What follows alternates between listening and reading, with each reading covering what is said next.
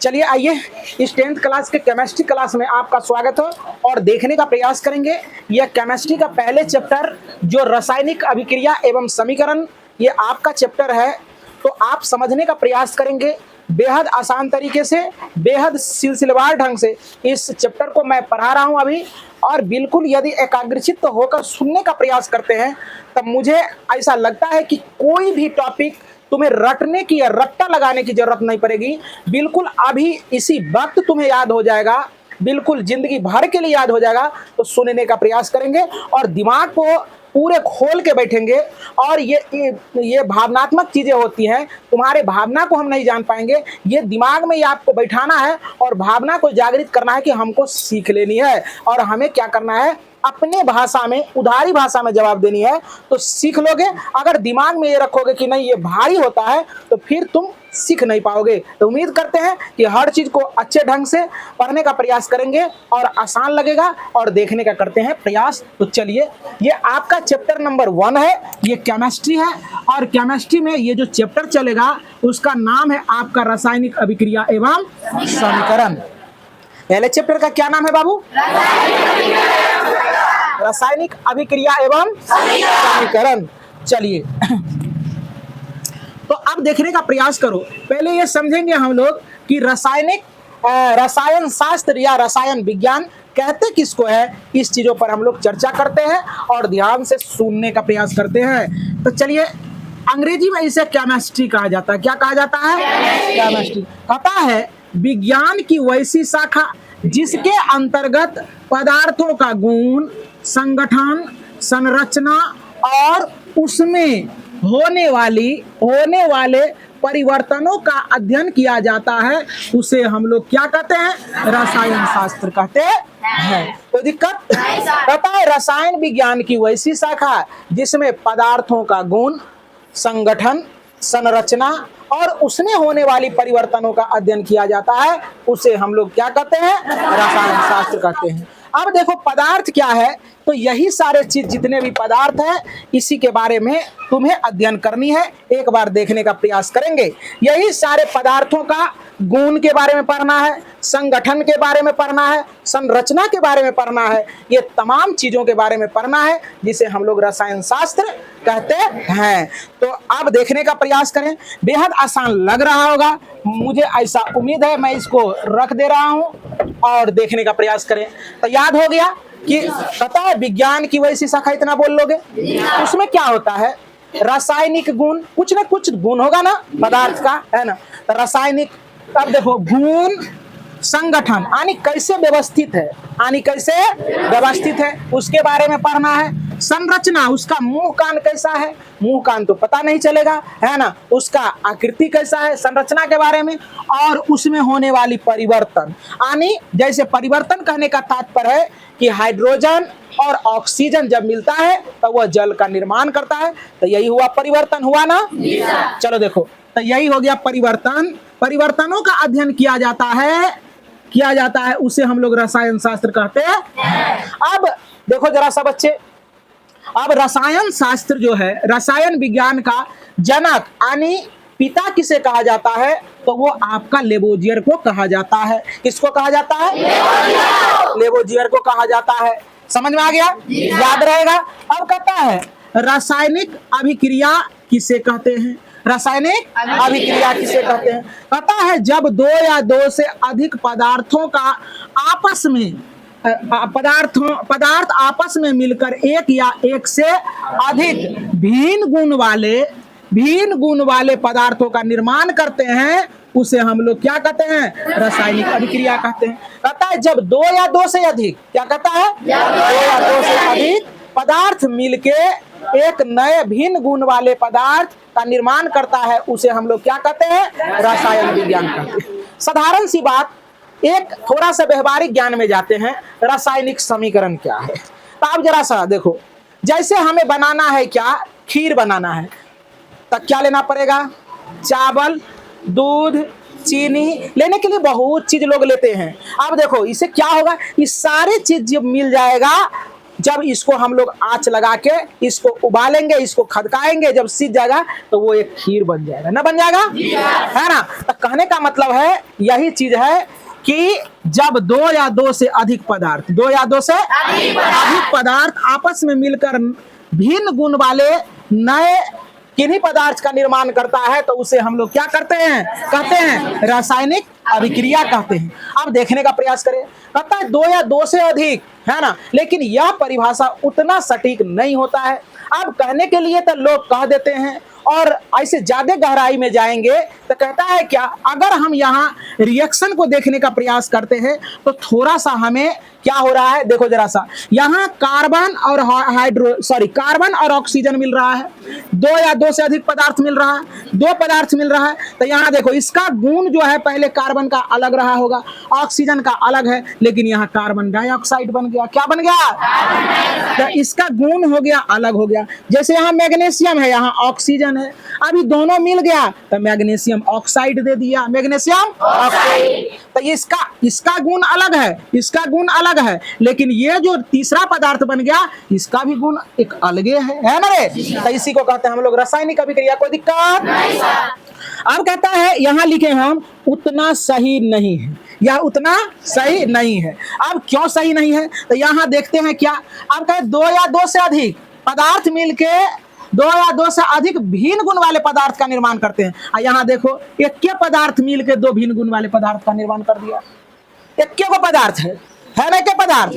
तो यहाँ का परिभाषा और यहाँ के परिभाषा में अंतर हुआ या नहीं हुआ, है अंतर। देखो यहाँ एक के गो है कैल्शियम कार्बोनेट CaCO3, इसको क्या कहते हैं, कैल्शियम कार्बोनेट या चूना पत्थर कहते हैं। क्या कहते हैं बाबू, चूना पत्थर। Ca या संगमरमर का सूत्र यही होता है, समझ में आ रहा ना, या चौक का सूत्र यही होता है ना। कैल्शियम कार्बोनेट का सूत्र पूछेगा CaCO3, कहेगा संगमरमर का सूत्र CaCO3, कहेगा चौक का सूत्र या खल्ली का सूत्र CaCO3, कहेगा अंडा के छिलका का सूत्र CaCO3। तो उम्मीद करते हैं कि सब बच्चे को समझ में आ रहा होगा। यहाँ कह रहा है कि जब दो पदार्थ मिलेगा तब भिन्न गुण वाले पदार्थ का निर्माण करेगा। ये अकेले जो है ना, अकेले जब ये टूटता है तो क्या, कैल्शियम ऑक्साइड और कार्बन डाइऑक्साइड का निर्माण कर रहा है ना बच्चे।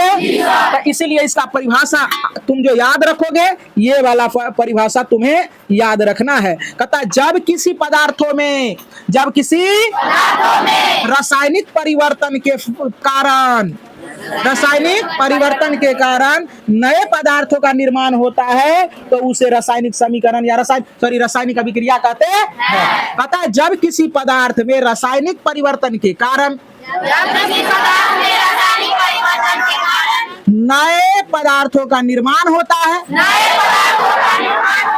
तो उसे रासायनिक अभिक्रिया कहते हैं। आप देखो यहाँ कहता है क्या, रासायनिक परिवर्तन के कारण, अब तो दो या दो से अधिक वाला तो कहानी खत्म हो गया। तो देखो ये दोनों का प्रकृति अलग थी, लेकिन इसमें क्या होगा, रासायनिक परिवर्तन के कारण कार्बन डाइऑक्साइड बन गया। अब देखो जरा सा, यहाँ कार्बन है, यहाँ क्या है बच्चे, ये ऑक्सीजन है, और यहाँ बन गया कार्बन डाइऑक्साइड, जो कि हम लोग क्या करते हैं, अपने सांस के द्वारा छोड़ते हैं ना। तो चलो देखो यहाँ देखो एक ही पदार्थ है, जब ये टूटा तो क्या हुआ, कैल्शियम ऑक्साइड और कार्बन डाइऑक्साइड बन गया ना। तो ये परिभाषा याद हो जाएगा, याद हो गया। कहता है जब किसी पदार्थों में रासायनिक परिवर्तन के कारण, या जब को हटा दो, कहता है किसी पदार्थों में रासायनिक परिवर्तन के कारण नए पदार्थों का निर्माण होता है तो उसे रासायनिक अभिक्रिया कहते हैं। चाहे शॉर्टकट में इसे कह सकते हो, रासायनिक परिवर्तन के कारण नए पदार्थ का निर्माण होता है उसे रासायनिक अभिक्रिया कहते हैं। कोई दिक्कत? तो ये हो गया तुम्हारा दो एग्जाम्पल। अब कहता है रासायनिक समीकरण किसे कहते हैं, रासायनिक समीकरण किसे कहते हैं। तो बाबू अभिकारकों और प्रतिफलों को उसके रासायनिक सूत्रों को सांकेतिक रूप में तीर तीर चिन्हों के दोनों तरफ प्रदर्शित करना ही रासायनिक समीकरण कहलाता। अब इसको याद करने की जरूरत नहीं है। अब जरा सा देखो, अब यहाँ रासायनिक सूत्र देखो, तीर का चिन्ह ये है ना, तो तीर का चिन्ह ये है बाबू। तो यहाँ देखो, यहाँ क्या है? हाइड्रोजन। हाइड्रोजन का रासायनिक सूत्र क्या होता है? H2। तो इसका सिंबॉलिक रूप में लिख दिया H2 को, और यहाँ क्या? क्लोरीन है। क्या है? क्लोरीन। संकेत रूप में लिख दिया क्लोरीन को Cl2 के फॉर्म में। अब तीर के निशान के, अब इस पार देखो, हाइड्रोजन क्लोराइड। अब देखो जरा, दोनों को लिख रहे हैं क्या? HCl लिख दिए, रासायनिक सूत्र के रूप में प्रदर्शित कर दिए, रासायनिक सूत्र के रूप में दोनों तरफ प्रदर्शित कर दिए। तो इसी को हम लोग क्या कहते हैं? रासायनिक समीकरण कहते हैं।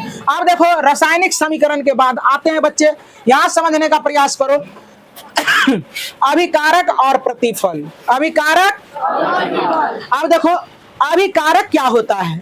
जैसे तू लोग तरकारी बनाया है, तरकारी, तरकारी बुझता है बच्चे? तरकारी, जैसे सुनो, आलू काटे, आलू काटे, जैसे कहता है क्या? रे टमाटर ले आओ।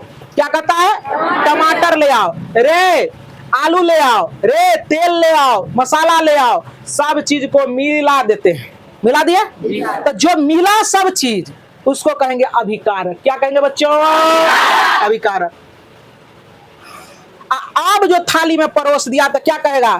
सब मिला के आलू खाए। कोई पूछेगा क्या खा के आया, तो क्या कहेगा? आलू खा के आए हैं, टमाटर खा के आए हैं, तेल खा के आए हैं, हल्दी खा के आए हैं, मिर्चन खा के आए हैं। कहेगा ऐसा? कहेगा कि सब्जी खा के आए हैं।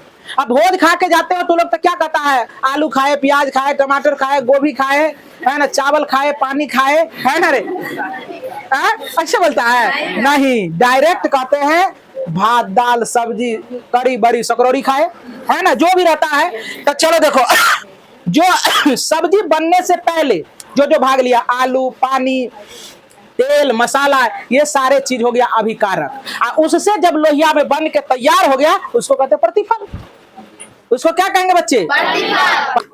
तो चलो, अभिकारक के बारे में हम लोग समझ रहे थे। कहता रासायनिक अभिक्रिया में भाग लेने वाले, यानी तीर के बाएं तरफ लिखने वाले सारे चीजों को, चाहे एगो हो, दो गो हो, तीन गो हो, चार गो हो, हजार गो हो, सबको अभिकारक कहेंगे। कोई दिक्कत? जैसे अभी तू लोग सारे बच्चे तैयारी कर रहा है मैट्रिक का, तो सबका सब अभिकारक है। सबका सब क्या है? अब परीक्षा दे के जब निकलेगा रिजल्ट, धमाका है ना, अब की बार 450 पार, है ना, तो वो जो रिजल्ट हुआ तक ना, वही हो गया प्रतिफल। कहता है जो जैसा मेहनत करेगा वैसा फल मिलेगा। अभी मेहनत जो कर रहा है, ये सब क्या है? तू लोग सबका सब अभिकारक है। और जब उसका सफलता का जब फल मिलेगा, तो वही हो गया प्रतिफल। क्या हो गया? प्रतिफल। अब समझ में आ रहा होगा सारे बच्चे को। तो चलो देखो, यहाँ न कहता है मेहनत का फल मीठा होता है, लेबर डिजर्व विक्ट्री। मेहनत का फल मीठा होता है। तो कहता है रासायनिक अभिक्रिया में भाग लेने वाले पदार्थ जिसे तीर निशान की बाईं ओर लिखा जाता है, उसे हम लोग अभिकारक कहते हैं। टॉर्च जला के दिखा देते हैं तुम लोगों को। देखो अभिकारक, देखो तीर निशान है बच्चे, इधर वाला जितना है सबका सब अभिकारक है। अब कल पूछेंगे तो इसी में मुंह बाएगा बच्चा। रासायनिक अभिक्रिया में भाग लेने वाले पदार्थों को रासायनिक प्रतिफल अभिकारक कहते हैं। न बोल देगा? अब प्रतिफल कहेगा। रासायनिक अभिक्रिया के फल स्वरूप बनने वाले पदार्थ को प्रतिफल कहते हैं। कोनो भारी चीज है क्या? भारी है क्या? अब हम यहाँ देखो, ये देखो रासायनिक अभिक्रिया में भाग लिया, इसके सहायता से ये बन गया, तो ये हो गया तुम्हारा क्या? प्रतिफल। तो उम्मीद करते हैं सारे बच्चे को समझ में आया होगा, और हमसे आप पूछने का प्रयास करो। देखो हम पूरे अच्छे ढंग से सारे चीज को बता देते हैं। अब हमने पहला टॉपिक पढ़ाया क्या? केमिस्ट्री। क्या पढ़ाया? केमिस्ट्री। सायरन देखने का प्रयास करें। देखो लाइट कटा हुआ है ना, तो कहने का मतलब है केमिस्ट्री। तो कहता है विज्ञान की वैसी शाखा जिसके अंतर्गत पदार्थों का गुण, संगठन, संरचना और उसमें होने वाली परिवर्तनों का अध्ययन किया जाता है, उसे रसायन शास्त्र कहते हैं या केमिस्ट्री कहते हैं। रसायन शास्त्र का पिता लेवोजियर को कहा जाता है। दूसरा क्या था टॉपिक तुम्हारा? रासायनिक अभिक्रिया। क्या? रासायनिक अभिक्रिया। तो रासायनिक अभिक्रिया तुम्हारा ये हो गया रासायनिक अभिक्रिया। पता है जब दो या दो से अधिक पदार्थ, ये तो पहला लिखाए थे है ना, और दूसरे का ज्यादा सटीकता ये था है ना, तो आप इसको भी याद रखेंगे कोई दिक्कत नहीं है। अगर इसको भी याद रखते हैं तो कोई दिक्कत की बात नहीं है, ज्यादातर ये आसान है, यही परिभाषा आप याद रखेंगे। किसी पदार्थों में रासायनिक परिवर्तन के कारण नए पदार्थ जब बनता है तो उसे रासायनिक अभिक्रिया कहते हैं। अब अगला क्या है? अगला क्या है? रासायनिक समीकरण। तो रासायनिक समीकरण उसको कहते हैं जब अभिकारकों को, अभिकारक कहने का तात्पर्य क्या समझा अभिकारक से? मतलब तीर से उधर लिखा जाएगा। अभिकारकों को उसके रासायनिक सूत्र के द्वारा और प्रतिफल को उसके रासायनिक सूत्र के द्वारा सांकेतिक रूप में जब लिखा जाता है तो इसी प्रक्रिया को हम लोग रासायनिक समीकरण कहते हैं। Is that clear? अब अगला क्या है? अब अगला है तुम्हारा अभिकारक। क्या है बच्चे? अभिकारक। तो रासायनिक अभिक्रिया में भाग लेने वाले सभी पदार्थ को अभिकारक कह देंगे। इसके बाद है तुम्हारा प्रतिफल। रासायनिक अभिक्रिया के फल स्वरूप बनने वाले सभी पदार्थ को प्रतिफल कह देंगे। कोई दिक्कत? Is that clear? That's call it a day. आज के लिए इतना ही और कल मिलते हैं हम लोग।